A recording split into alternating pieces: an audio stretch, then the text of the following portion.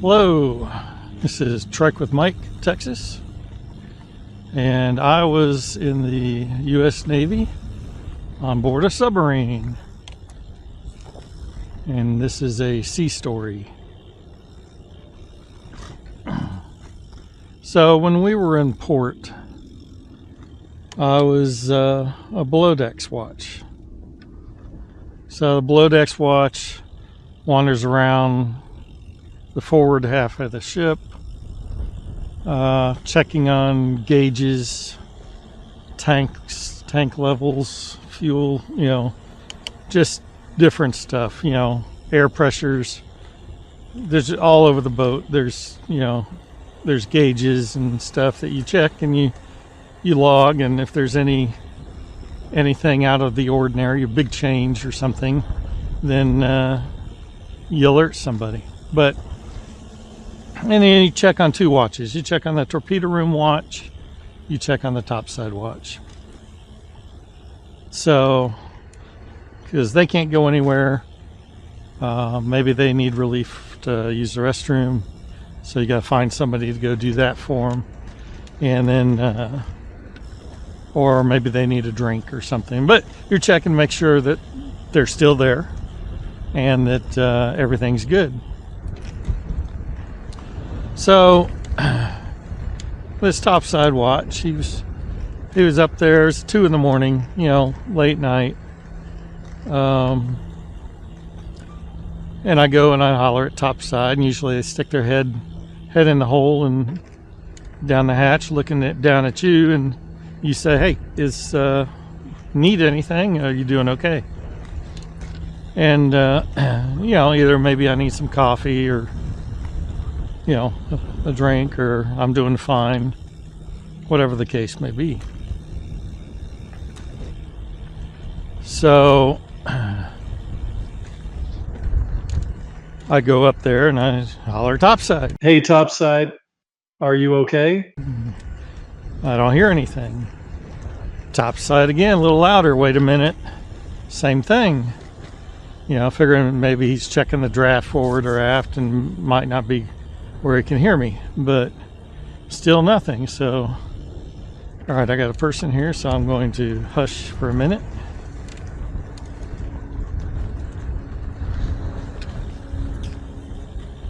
So they don't think I'm odder than I am. But anyway, so I go up topside. Now I really don't want to go up topside, but I got to check on the guy.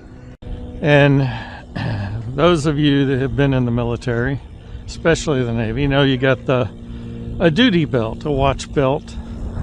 It's a big wide belt that goes around the outside of your waist that you can hang stuff off of.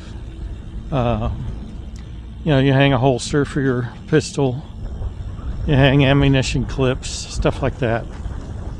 I imagine some would have radios. We didn't have any, but I imagine that would be something you would put on a duty belt. So he had gone up to the sail, and around the sail, the sail is the big part, sticks up in the middle of the boat towards the front. It houses all the periscopes and stuff like that, exhaust stack, different antennas, and it looks like a big fin out of the water. And but it's hard to get around because it's right in the middle of the boat. It's wide, and the boat's curved. It's round, and so he goes up there. And when we're in port, they screw in these stanchions that stick out from the sail, and they run a wire cable through there, so you got something to hold on to so you don't slip and fall. Well, he'd taken his duty belt apart and looped it through that wiring and then reconnected it. So essentially the wire is holding him up, sort of like a harness. It's something to hold onto him, so he can't really move. And I go up, and this guy has hooked himself up to this. He is completely asleep. He's laying there, he's dangling forward with his arms hanging down. And you know, made it worse is he's on the pier side of the ship. So anybody walking down the pier, of course it's 2 in the morning, anybody walking down the pier is going to see this joker thinking he's either dead or asleep. I told him you can't do that. You just can't do that. So he corrected himself. To my knowledge, he didn't do that again. I don't know.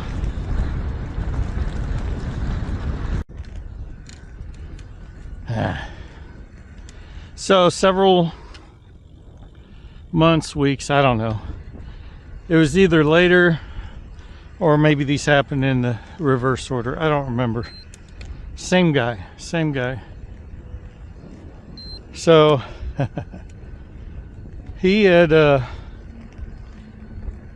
again was topside, I was below decks, and I'm doing my rounds, and I hear this unfamiliar voice on the 1MC. Man overboard, port side. I'm like, who is that? So you know, I go topside like you're supposed to do when you got a man overboard port side, along with everybody else that's, you know, not on watch. And sure enough, he was in the water. So we got him out. We were asking him, say, what happened? Well, he was going around the sail, you know, like we had just described. He got just past where you hold on, and he had slipped. He fell down on his stomach.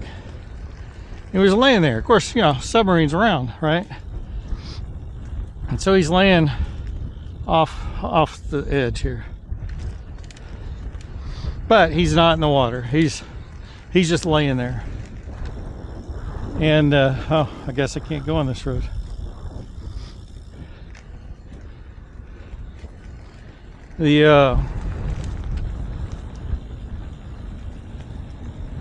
He slipped.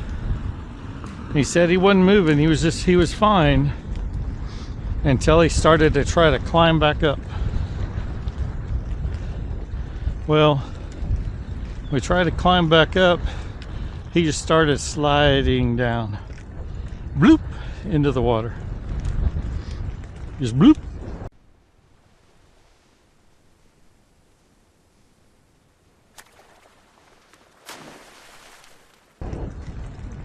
So we hollered at the top side on the inboard boat.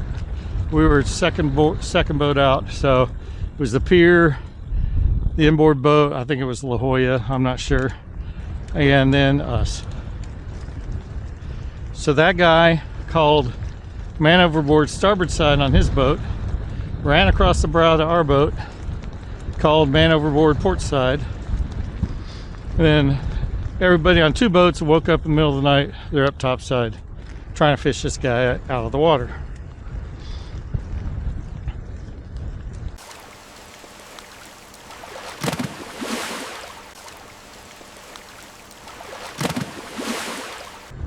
So the funny part is, if you go up to the front of the boat where he fell, you know, it's San Diego, it's dewy, it's dusty. In the, you know, on the side of the boat, there's this big streak going down the boat, and then on either side of the boat were these claw marks where his hands just went down the side on either side of that big wide streak. So he's trying to claw his way into the boat to try to get some kind of hold. That's the end of this sea story.